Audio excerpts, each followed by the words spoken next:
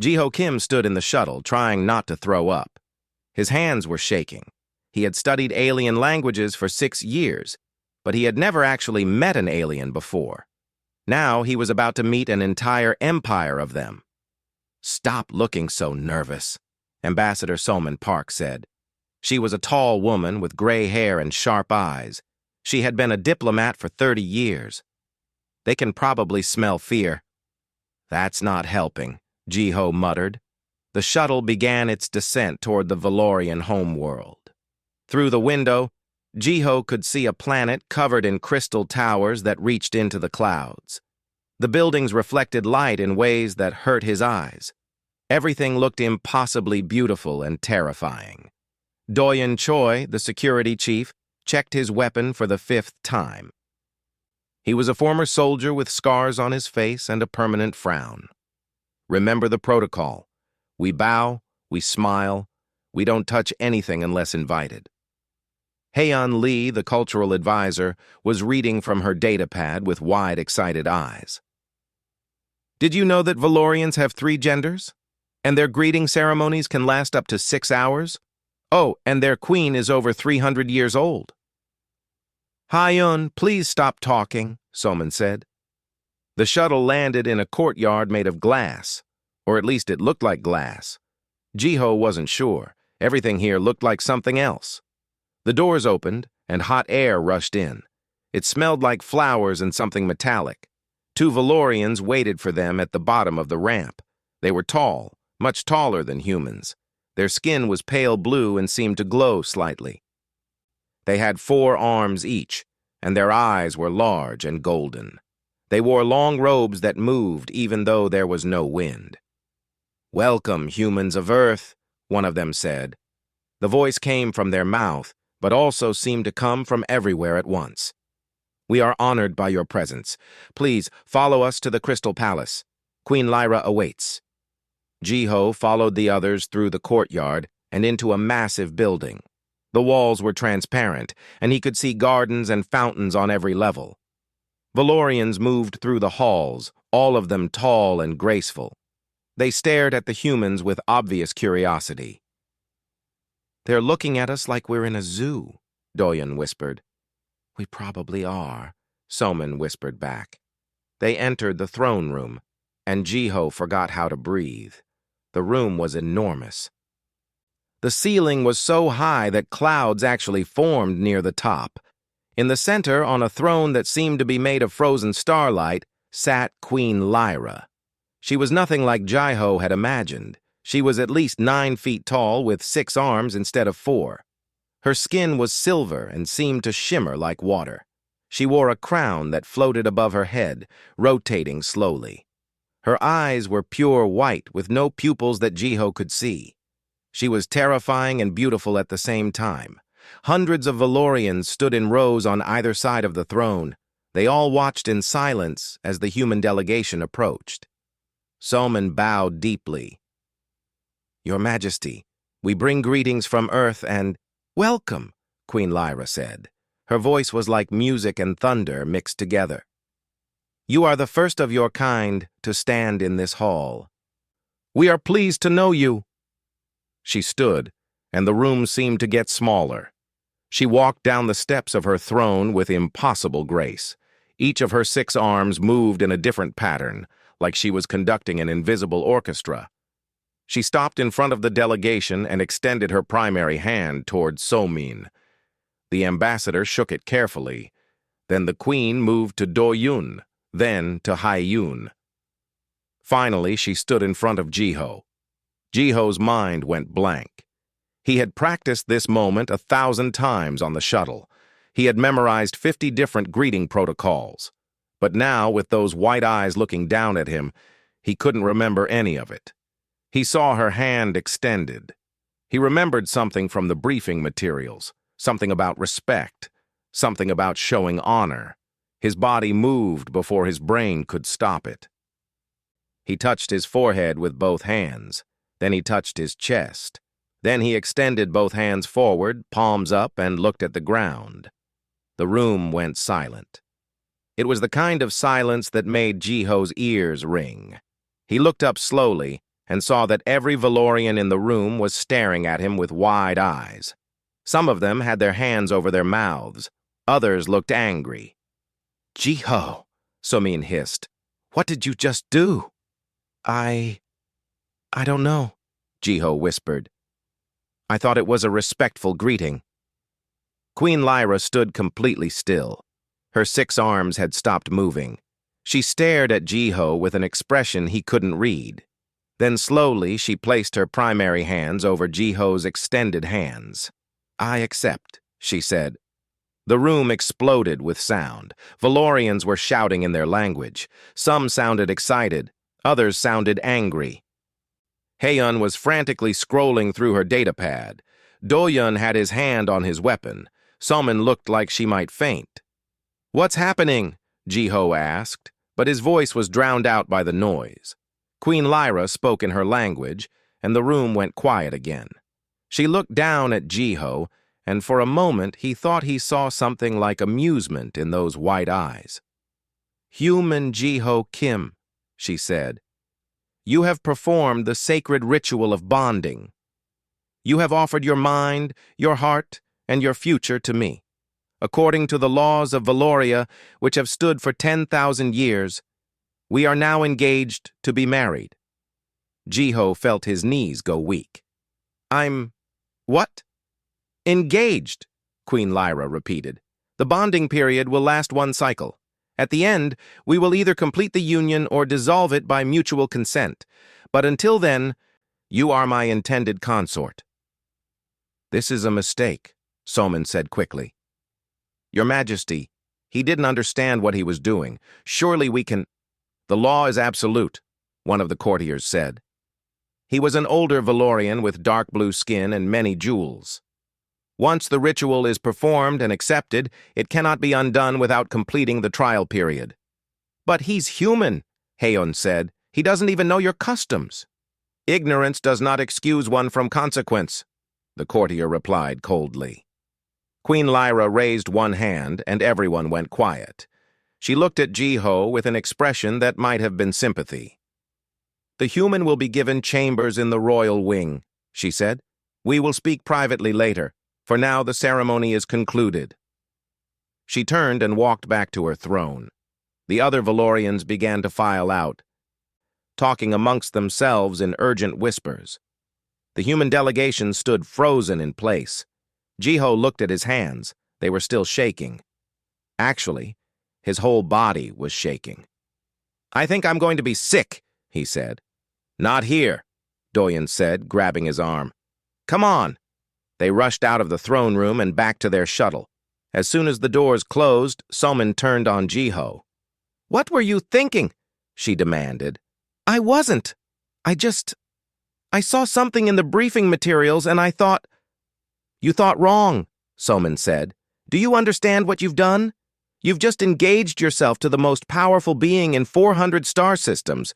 This could destroy Earth's entire diplomatic relationship with the Valorians." "I'm sorry," Jiho said. He felt tears forming in his eyes. "I didn't mean to." Haeyun looked up from her datapad. According to this, the bonding period lasts 6 months. During that time, Jiho has to live in the palace and act as her consort. At the end, they both decide whether to make it permanent. 6 months? Jiho said weakly. 6 months, Haeyun confirmed. And if we try to break the engagement early, it's considered a grave insult. The Valorians could cut off all contact with Earth. Doyen sat down heavily. "So we're stuck." "He's stuck," Somin corrected. She looked at Jiho with something that might have been pity. "I'm sorry, Jiho, but you're going to have to see this through." Jiho stared out the window at the crystal towers. 6 months. 6 months living with aliens. 6 months engaged to a 9-foot-tall queen who could probably kill him with one hand.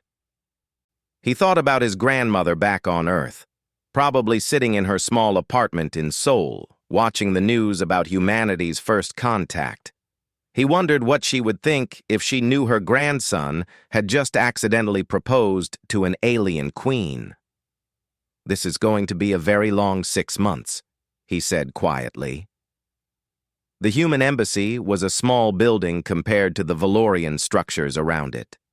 Jiho sat in a conference room while the others argued about what to do. He had stopped listening an hour ago. His mind kept replaying the moment in the throne room, trying to understand how everything had gone so wrong. "We have to request extraction," Doyen was saying. "Get him off this planet before this gets worse."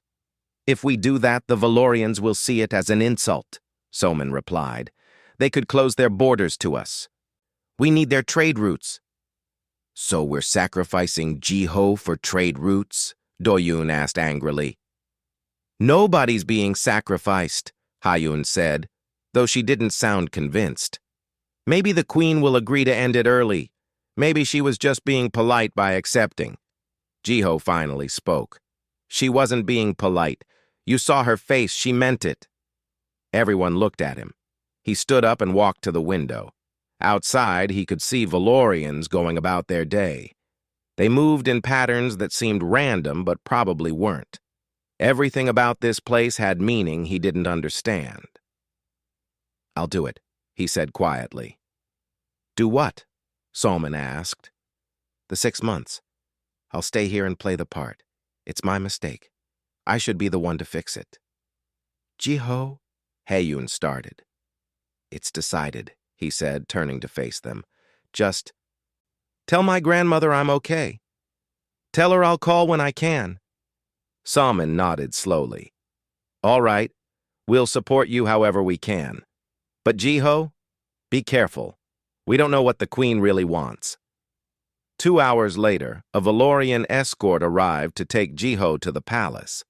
The escort was a young male named Taman. He had light green skin and only 4 arms, which Jiho was learning meant he was younger. "Don't be scared," Taman said in surprisingly good English. "The Queen is kind, strict but kind." "That's not very comforting," Jiho said. Taman laughed. It sounded like wind chimes. "I suppose not, but truly you could have done worse. There are lords here who would treat a consort like property.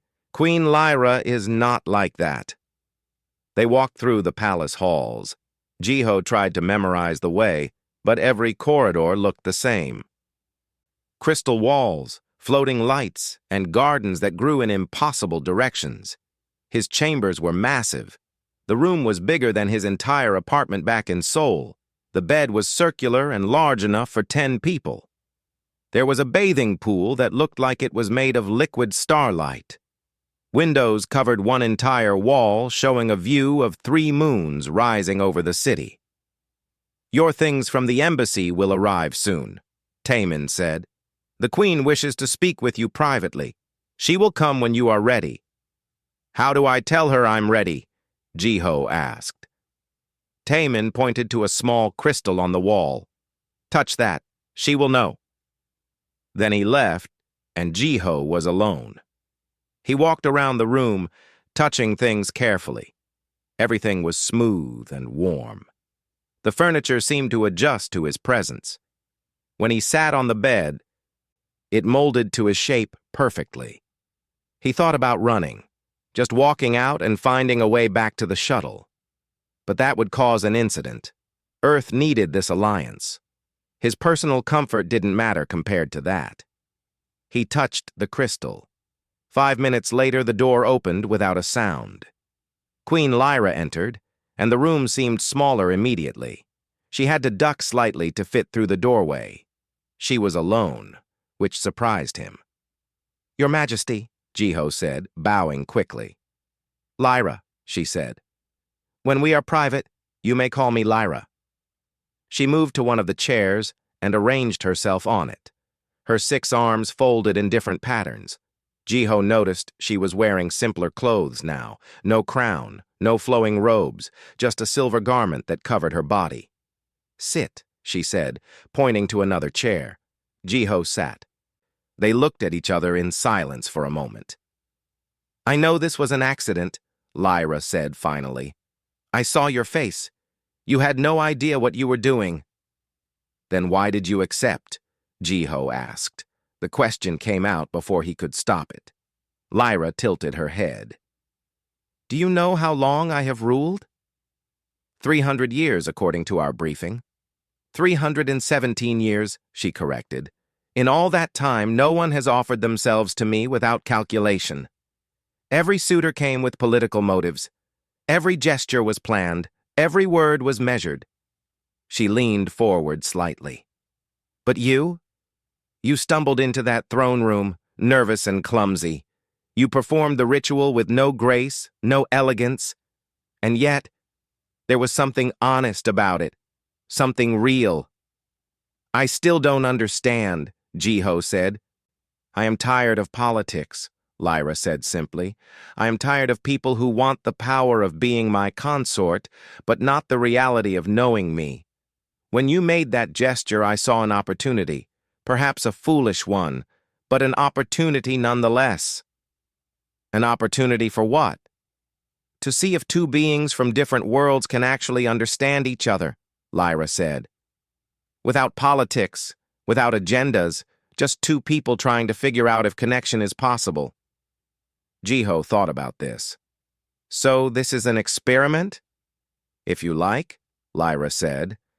But understand, the engagement is real. For 6 months you will be my intended consort. You will attend functions with me. You will learn our ways. People will watch everything you do. That sounds terrible, Jiho said honestly. Lyra made a sound that might have been a laugh. It probably will be, but I am offering you a choice. We can make this purely ceremonial. You can stay in these chambers, appear when required, and at the end of 6 months we part ways with no hard feelings. Or, Jiho prompted. Or we make a genuine attempt, Lyra said. We spend time together. We learn about each other. We see if this accident could become something more. At the end of 6 months, we both decide honestly whether to continue or end it. Jiho looked at her, really looked at her. Without the crown and the throne and the crowds, she was less terrifying.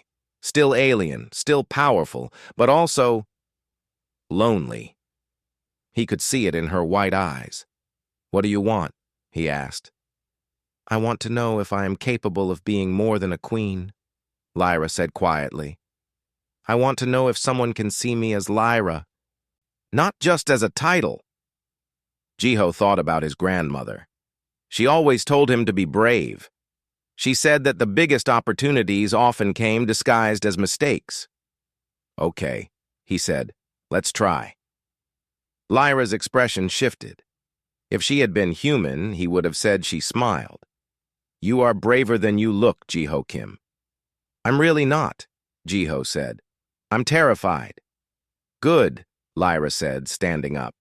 So am I. She moved toward the door, then paused. Tomorrow we begin your education in Valorian culture. Taman will be your guide. Try to get some rest.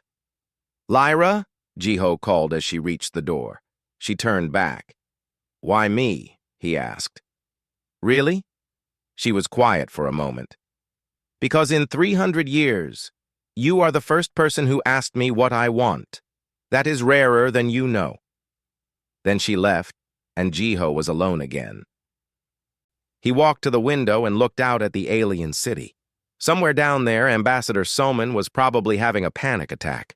Doyen was probably planning rescue missions. Heiyun was probably reading every book about Valorian culture she could find. And here he was, in a palace bedroom, engaged to a queen. His datapad buzzed. A message from his grandmother. He had sent her a brief note earlier, saying only that he was fine and would explain later. Her reply was simple. I raised you to be brave. I trust you know what you're doing. Call me when you can. I love you. Jiho felt tears in his eyes. He typed back, I love you too, Halmoni. I promise I'll make you proud. He put the datapad down and lay on the enormous bed. The ceiling above him was transparent, showing the 3 moons clearly. They were different colors. One red, one blue, one silver.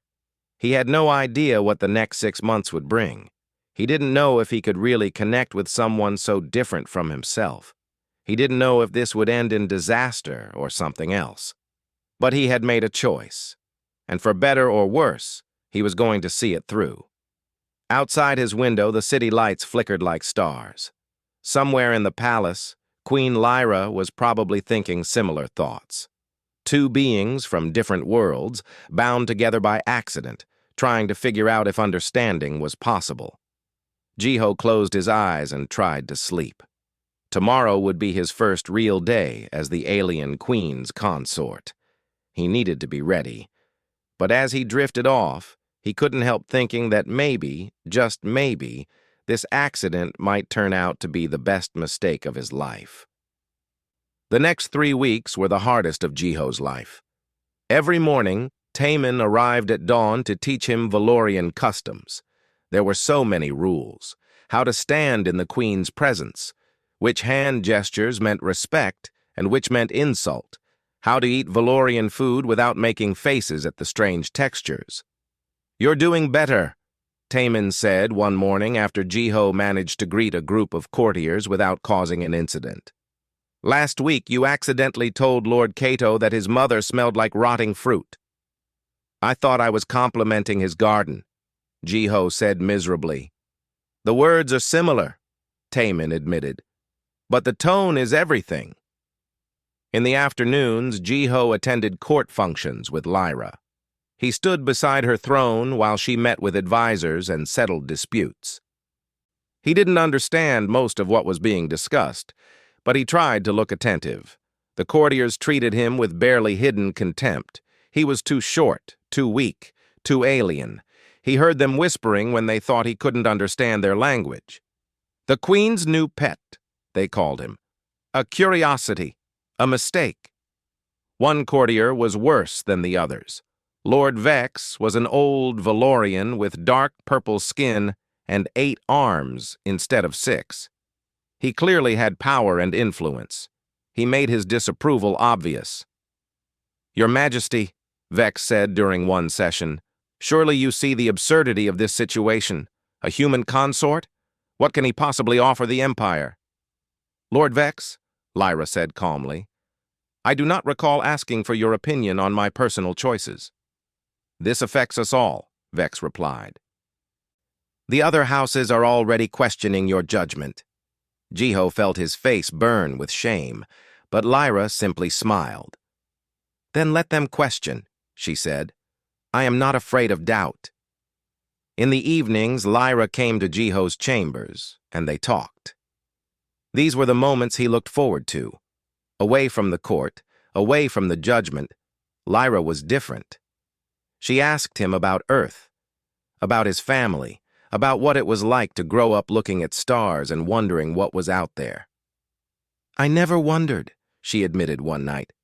"I was born knowing what was out there. Sometimes I think that's sad." "Why?" Jiho asked. "Because wonder is precious," Lyra said. "You humans have it. You look at something impossible and think, why not?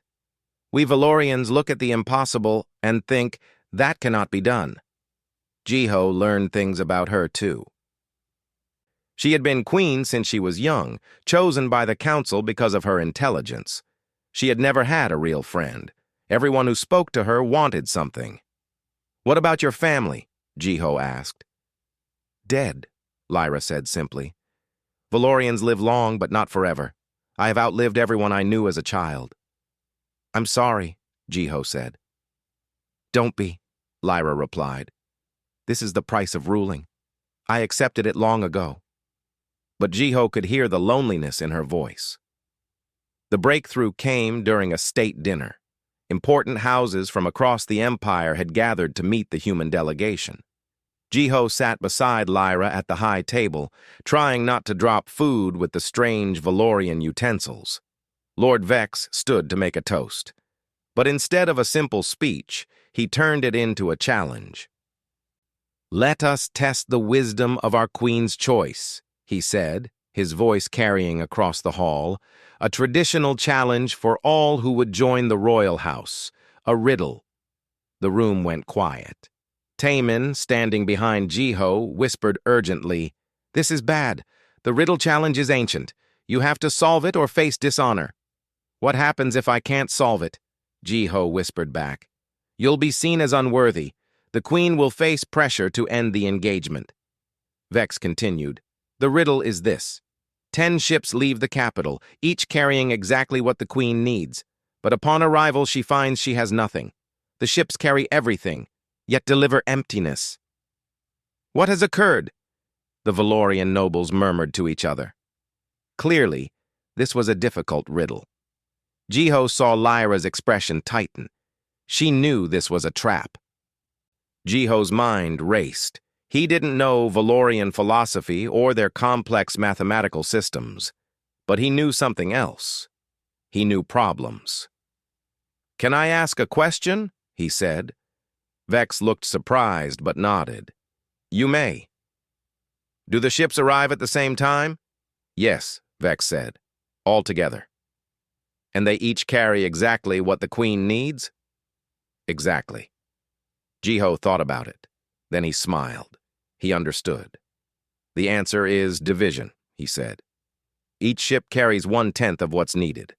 They arrive at the same time, so no ship can wait for the others to complete the delivery. Each captain thinks they're carrying everything, but they actually each carry only a piece. Together they have what's needed, but divided they have nothing. The room went silent. Vex's face showed shock. The other nobles looked at each other in confusion. That's, one of them started. That's correct, but that's impossible. The mathematics alone require... I learned this in middle school, Ji-ho said honestly. It's a basic fraction problem. If you split something into 10 parts and deliver them separately, no single part is the whole. Lyra made that sound that was like laughter. My consort is right. And Lord Vex, I believe you owe him an apology for doubting. Vex looked like he had swallowed poison, but he bowed stiffly. I apologize. The human has proven adequate. After the dinner, Lyra took Ji-ho to the palace gardens. They were alone except for distant guards. The 3 moons were full, painting everything in red, blue, and silver light. That was clever, Lyra said. How did you solve it so quickly? It wasn't clever, Ji-ho said. It was simple. That's the thing about humans. We don't overcomplicate things. We see a problem and we find the most direct solution. Your people fascinate me, Lyra said. She reached out with one of her hands and touched his face gently. Her skin was cool and smooth. You think so differently from us. Ji-ho's heart raced. The touch was brief, but it felt significant. I've been meaning to ask you something, he said. Ask. Why does your empire value riddles and challenges so much? Lyra was quiet for a moment. They walked along a path lined with flowers that glowed in the moonlight. Because we have been advanced for so long that we forget how to be simple, she said finally. We make everything complex because we can, but sometimes complexity is just another word for being lost. She stopped walking and turned to face him. You are teaching me something, Ji-ho. You don't even know it, but you are. What am I teaching you? He asked. That answers don't have to be complicated to be right, she said. That wisdom and simplicity can coexist. That maybe, after 300 years, I still have things to learn. They stood in the garden, looking at each other. Ji-ho realized that somewhere in the past 3 weeks, he had stopped being terrified of her. He had started to see past the alien features, the height, the power. He saw someone trying to be more than what everyone expected. I have something to show you, Lyra said suddenly. She led him to a part of the palace he hadn't seen before. It was a small room by Valorian standards, filled with what looked like musical instruments. They were strange shapes, made of crystal and metal. Music is our most sacred art, Lyra said. I come here when I need to think. She picked up an instrument that looked like a harp made of light. Her 6 hands moved across it, and sound filled the room. It was beautiful and sad at the same time, like hearing someone's heart break and heal simultaneously. When she finished, Ji-ho realized he was crying. "Sorry," he said, wiping his eyes. "I don't know why that affected me so much." "Because music is the one language that needs no translation," Lyra said softly. "Emotion speaks to emotion." She set down the instrument and looked at him. "Would you like to learn?" "I have no musical talent," Ji-ho admitted. "Neither did I when I started," Lyra said. "Someone taught me." "Let me teach you." So they spent the next hour with Lyra, patiently showing Ji-ho how to make sounds on the simplest instrument. He was terrible at it, but she didn't laugh at him. She just kept encouraging him to try again. "There," she said when he finally managed a clear note. "See? Not hopeless after all." Later, as Ji-ho walked back to his chambers with Taemin, the young Valorian was grinning. "What?" Ji-ho asked. "You know she's never shown anyone that room before," Taemin said. "That's her private sanctuary. The fact that she brought you there, what does it mean?" "It means," Taemin said carefully, "that the Queen is actually trying. This isn't just politics for her anymore." That night, Ji-ho made a video call to his grandmother. She appeared on the screen, her wrinkled face breaking into a smile. "Ji-ho, finally! I've been watching the news. They say you're engaged to an alien queen?" "It's complicated, Halmony," Ji-ho said. "Is she nice?" his grandmother asked, getting straight to the point like always. Ji-ho thought about it. "Yeah, she is. She's lonely, I think, like me." His grandmother nodded wisely. "Loneliness recognizes loneliness. Be kind to her, Ji-ho, and be kind to yourself." "I'm trying," Ji-ho said. "That's all anyone can do," she replied. "Now tell me about these 3 moons everyone keeps talking about."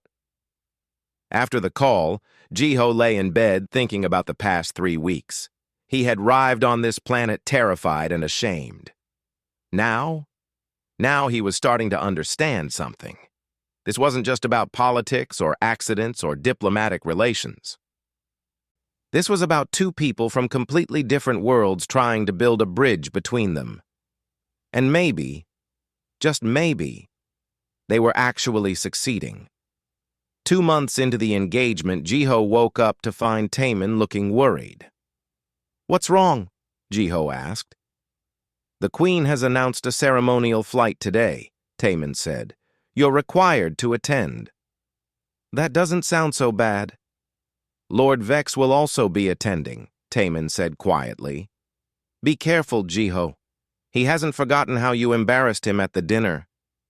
The royal ship was magnificent. It looked like a crystal butterfly the size of a building. Inside, everything was decorated with precious metals and lights that changed color. Lyra greeted Ji-ho with a nod. They had learned to be formal in public. Lord Vex and several other nobles were already on board. They looked at Ji-ho with barely hidden disgust. "Ah, the human pet joins us," Vex said. "Try not to break anything valuable." Ji-ho ignored him. Lyra had taught him that sometimes silence was the best response.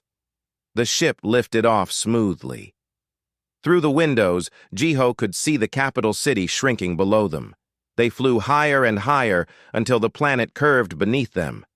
Ahead, a massive gas giant filled half the sky with swirls of orange and purple. "We're performing the blessing of the winds," Lyra explained to Ji-ho quietly. "An ancient ceremony. We fly close to the giant and release offerings to our ancestors." It should have been beautiful. But something felt wrong. Ji-ho noticed the ship's crew members were nervous. They kept checking their instruments and whispering to each other. Then it happened. A loud bang echoed through the ship. Alarms started blaring. The ship shuddered violently and everyone grabbed onto something to stay standing. "Engine failure!" one of the crew shouted. "Primary and secondary systems are both down." "That's impossible," another crew member said. "The backup systems should have—" Another explosion. The ship tilted sharply. Ji-ho slid across the floor until he hit a wall. Through the window, he saw the gas giant getting closer. They were falling. "Get the Queen to the escape pod!" Vex shouted. "Now!" The crew rushed to obey, but Lyra pushed them away. "Not without my consort," she said firmly. "Your Majesty, there's no time." Vex started. "Then we make time," Lyra said. Her voice was calm, but Jiho could see fear in her white eyes. The crew managed to stabilize the ship enough to slow their descent, but they were still falling. The gas giant filled the entire view now. They were going to crash into one of its moons. The ship's engineer was frantically working on the controls. "The quantum core is jammed. Something is blocking the power relay." "Can you fix it?" Lyra asked. "Not in time," the engineer said. "The mathematics alone would take hours to calculate the proper—" "Wait," Jiho said, pushing forward. "Let me see."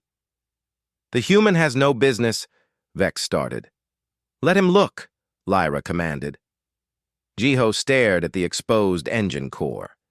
It was beautiful and completely alien. Crystal structures connected to metal conduits that pulsed with energy, but something was wrong. He could see it.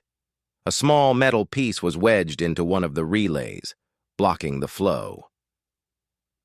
"This isn't a failure," Jiho said.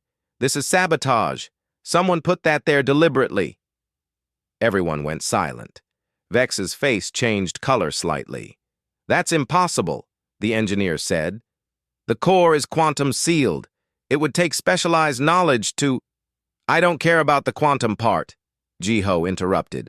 "I care about the fact that there's a piece of metal where it shouldn't be. If we remove it, will the engine work?" "In theory, yes, but accessing it requires recalculating the entire quantum field and—" "We don't have time for that," Jiho said. He looked at the engineer.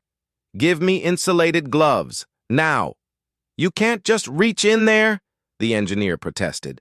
"The energy will kill you." "He's right," Lyra said, grabbing Jiho's arm. "This is suicide." Jiho looked at her. Really looked at her. "Do you trust me?" Lyra hesitated. Then she nodded. "Yes." "Then trust me now," Jiho said. "Humans are good at fixing things. It's what we do." He took the insulated gloves from the shocked engineer and approached the core. It was hot. He could feel the energy radiating from it, but he could also see exactly where the blockage was. In human engineering, when something doesn't work, you don't recalculate everything, Jiho said, his hands moving carefully into the core. You find the problem and you fix it directly. Sometimes the simple solution is the right solution. Everyone watched in silence as Jiho's hands moved through the quantum field. It hurt. It felt like his hands were on fire and freezing at the same time, but he could feel the metal piece. It was wedged tight. "Your Valorian engineers made this too complex," Jiho said through gritted teeth. "Too many fail-safes, too many backup systems, so when someone wanted to sabotage it, they just had to block one point and everything failed." He pulled. The metal piece didn't move. The ship shook again. They were seconds from hitting the moon's surface. "Jiho, stop!" Lyra shouted. "Get out of there!" "Almost got it," Jiho said. He pulled harder. Pain shot through his arms. Then suddenly, the piece came free. Energy flooded through the relay. The ship's engines roared back to life. The engineer jumped to the controls. "Engines online! I have power!" The ship pulled up sharply, leveling out just above the moon's surface. They skimmed across rocky terrain, missing mountains by meters. Then they started climbing back toward space. Everyone let out a breath. They were alive. Jiho collapsed. His hands were burned and bleeding. Lyra caught him before he hit the floor. "You fool," she said, but her voice was shaking. "You beautiful, brave fool." "Did it work?" Jiho asked weakly. "Yes," Lyra said, holding him. "It worked. You saved us all." She turned to Vex, and her voice changed. It became cold and hard. "Search his chambers, now. I want to know who did this." Vex's face showed panic for just a moment. Then he tried to compose himself. Your Majesty, surely you don't think— I think, Lyra said, that you have been opposing this engagement from the start. I think you want me to appear weak, and I think you just committed treason. Guards moved to surround Vex. He tried to run, but was caught immediately. The ship landed safely back at the palace. Medical staff rushed to treat Jiho's burns. As they worked on his hands, Lyra stayed beside him, one of her 6 hands holding his shoulder. Why did you do that? She asked softly. Because you're worth saving, Jiho said simply. Later, after his hands were bandaged and the doctors had left, Lyra came to his chambers. She sat beside him in silence for a long moment. They found evidence in Vex's quarters, she said finally. Communications with others who oppose our union. Plans for further sabotage. What will happen to him? Jiho asked. Exile, Lyra said. He and his conspirators will be sent to the outer colonies. They will never see the capital again. She turned to look at him. You could have died today. So could you, Jiho replied. I am a queen, Lyra said. Risk is part of my duty, but you? You're just what? Jiho asked. Just a human? Just an accident? Lyra's expression softened. No, you're my consort. And today, you proved that means something. You proved that humans are not weak. You proved that you belong here. She reached out and touched his face gently, careful of his injured hands. You proved that I was right to accept your proposal, even if it was an accident. Lyra, Jiho said quietly, I need to tell you something. What? It's been 2 months. We have 4 months left in the trial period. And I need you to know that this isn't just duty for me anymore. Somewhere along the way, I started to care about you. Not Queen Lyra, just Lyra. She was quiet for a long time. Then she said, I know. I feel it too. So what do we do? Jiho asked. We continue, Lyra said. We finish the 6 months. We see where this goes. But Jiho, no more risking your life to save mine. I cannot bear it. I can't promise that, Jiho said. If you're in danger, I'll always try to save you.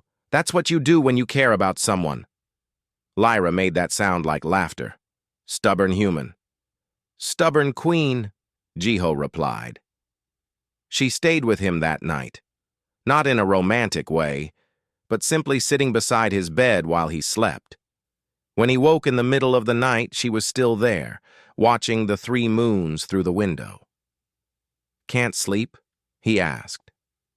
I keep thinking about what could have happened today, she admitted. If you had failed. If the engine hadn't restarted.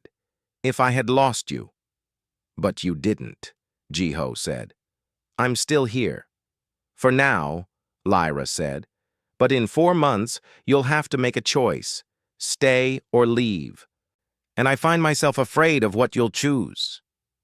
Jiho sat up, despite the pain in his hands. Lyra, look at me. She turned. I jumped into a quantum engine core for you today, he said. I think that should tell you something about my choice. She smiled. Really smiled. It was the first time he had seen her do it fully. Perhaps it does. They sat together watching the moons until dawn came.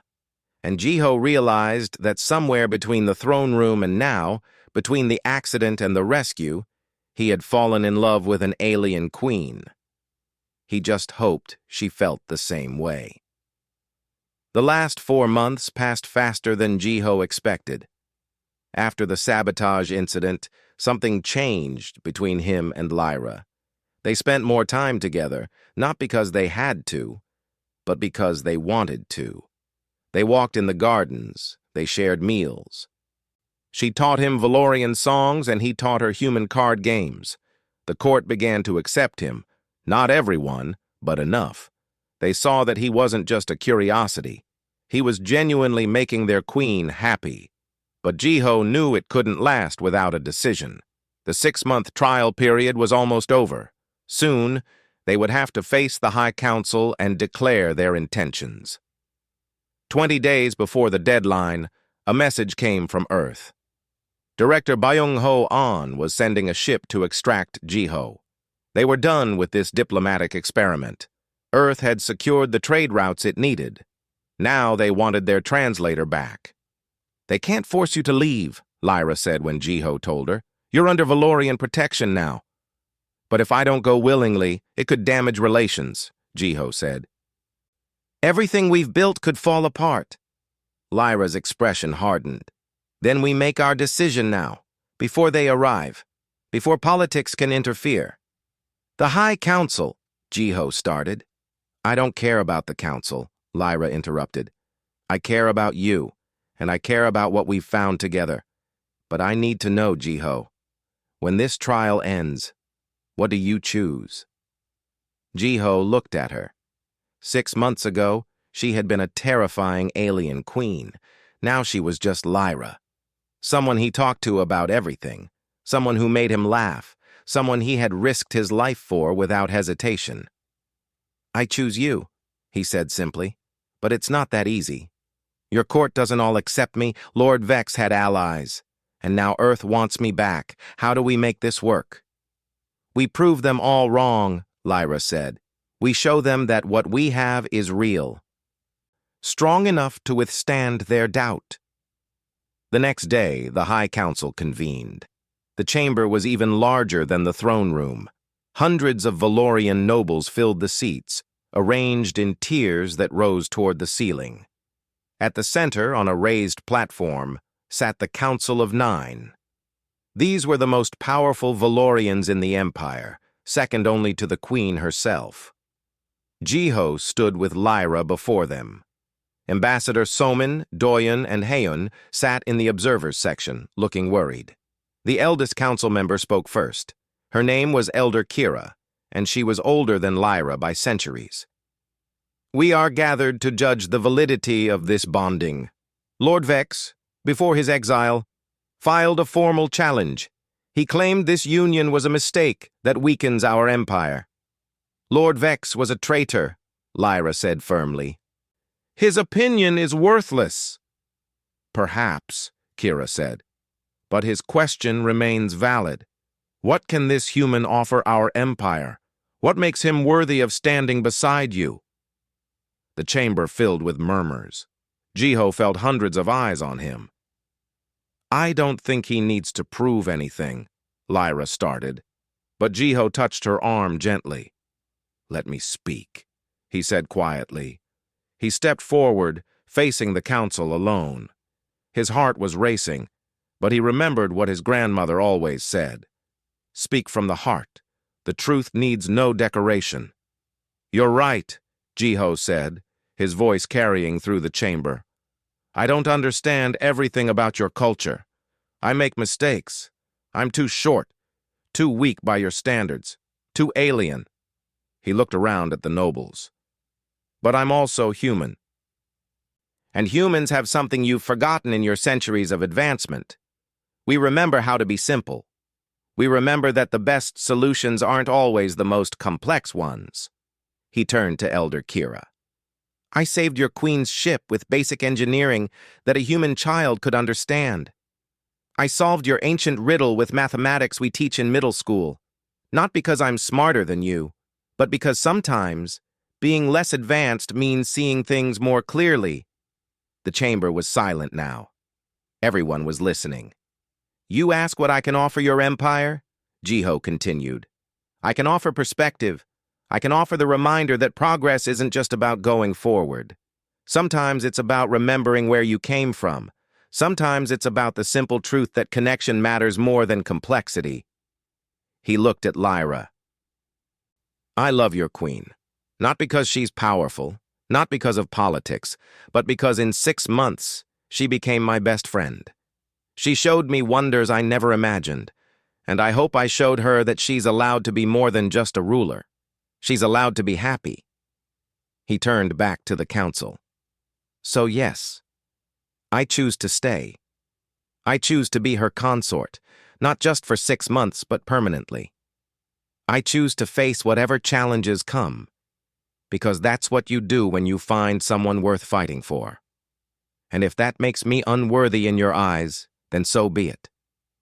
But I won't apologize for loving her. The chamber erupted in voices. Some nobles were shouting in approval, others in anger. The council members were speaking amongst themselves urgently. Then Lyra stood. The room went quiet immediately. "I have something to say as well," she announced. Her voice was powerful, commanding. This was not just Lyra speaking. This was the queen. "For 300 years, I have ruled alone because our laws demanded it. Our traditions said that a queen must be solitary, that attachment makes you weak. But I say, those traditions are wrong." Gasps echoed through the chamber. Questioning tradition was almost unheard of. "This human showed me that partnership makes you stronger, not weaker. He saved my life without hesitation. He solved problems in ways we never considered. He reminded me that I am more than just a title. I am a person who deserves happiness." She looked at the council. "I am your queen, but I am also Lyra, and I choose Jiho Kim as my true consort, not just as a ceremonial partner, but as an equal. I am creating a new position, co-regent consort. He will rule beside me. He will have a voice in governance. He will be my partner in all things." The chamber exploded. Nobles were on their feet shouting. This was unprecedented, radical, impossible. Elder Kira raised her hands for silence. It took several minutes for the chamber to quiet down. "What you propose," Kira said carefully, "would require changing laws that have stood for 10,000 years. "Then we change them," Lyra said. "Laws serve the people. When they stop serving us, they must evolve." "Some of us agree," another council member said, "but others do not. We must vote." The vote took hours. Each council member spoke. Some supported the bonding. They had seen Jiho's actions over the past 6 months. They recognized his value. Others opposed it, arguing that tradition must be preserved. Finally, the 9 council members cast their votes. The chamber held its breath, 5-4, in favor of the bonding. The chamber erupted again, this time with mixed reactions. But the decision was made. Jiho and Lyra could complete their union. He would become co-regent consort. Outside the council chamber, Somin rushed up to Jiho. "Do you understand what you just committed to?" she asked. "You can never return to Earth. You'll be part of the Valorian government. This is permanent." "I know," Jiho said. "And you're okay with that?" Doyun asked. Jiho looked back at Lyra, who was speaking with council members. She looked tired but happy. When she caught his eye, she smiled. "Yeah," Jiho said. "I'm more than okay with it." The wedding was planned for 1 year later. This gave everyone time to adjust to the new reality. Jiho threw himself into learning everything he could about governance and Valorian law. Lyra helped him every step of the way. He made a video call to his grandmother one last time before fully committing. "Halmoni, I need to tell you something," he said. "You're not coming home," she said. It wasn't a question. "No," Jiho admitted. "I'm staying here, with Lyra. Is that okay?" His grandmother's eyes were wet, but she was smiling. "Jiho, when your parents died, I raised you to be strong, to be brave, to find your place in the universe. You've done that. I'm so proud of you." "I'll miss you," Jiho said, crying openly now. "And I'll miss you," she said. "But you're doing what's right for you. That's all I ever wanted. Besides, I hear the video calls from space are getting better. You'll tell me all about your alien children, won't you?" Jiho laughed through his tears. "If we have any, you'll be the first to know." "Good," she said. "Now go. Your queen is waiting." The year passed. Jiho became better at his role. He started advising on matters of trade and diplomacy. His human perspective helped solve problems that had stumped Valorian officials for years. Other humans began seeking positions in the Empire, forming a bridge between Earth and Valoria. The wedding was beautiful. It combined human and Valorian traditions. Jiho wore a suit mixed with Valorian ceremonial robes. Lyra wore a dress that seemed to be made of starlight. 3 moons shone overhead as they said their vows before thousands of witnesses. When it was done, when they were officially bonded, Lyra leaned down and whispered in his ear, "Thank you for stumbling into my life." "Thank you for not laughing at me when I did," Jiho whispered back. 5 years later, Jiho stood in his chambers holding his daughter. Nari was 3 years old, with her mother's silver skin and her father's dark eyes. She was beautiful and perfect and loved asking questions about everything. "Appa," she said in Korean, "why is the sky purple here?" "Because the sun is different from Earth's sun," Jiho explained. "Different light makes different colors." "Will you take me to Earth someday?" Nari asked. "Yes," Jiho promised. "I'll take you to meet your great-grandmother, and I'll show you where I grew up. You're half human, Nari. You should know both your worlds." Lyra entered the room, now with their infant son, Minho, sleeping in 2 of her arms. She looked tired but content. "How is he?" Jiho asked. "Perfect," Lyra said. "He has your stubborn nature already." "He gets that from you," Jiho teased. They stood together, looking out at the city below. The crystal towers caught the light of 3 moons. Somewhere down there, humans and Valorians were working together, learning from each other, building something new. "Do you ever regret it?" Lyra asked quietly. "Giving up Earth for me?" Jiho looked at his wife and children. He thought about the last 5 years, the challenges, the triumphs, the moments of pure happiness. "Not for a second," he said. "You're my home now? All of you." Nari tugged on his sleeve. "Appa, teach me more Korean words." "All right," Jiho said, kneeling down to her level. "Repeat after me. Sarang." "Sarang," Nari repeated carefully. "It means love," Jiho said. "And it's the most important word in any language." Lyra watched them with soft eyes. "Our children will be the first generation to grow up knowing both worlds. They'll be the bridge between our people." "They'll be amazing," Jiho said confidently. That night, after the children were asleep, Jiho and Lyra stood on their balcony overlooking the city. The same balcony where they had first started to really talk 6 years ago. "I still can't believe this all started with a mistake," Jiho said. "The best things often do," Lyra replied. She wrapped one of her arms around his shoulders. "You came to my world as a nervous translator. You stayed as my partner. You changed everything." "We changed everything," Jiho corrected. "Together." "Together," Lyra agreed. Far below, in the streets of the capital, humans and Valorians walked side by side. The alliance between Earth and the Valorian Empire had grown stronger every year. Trade flourished. Knowledge was shared. And at the center of it all was one awkward linguist who had accidentally proposed to a queen and somehow made it work.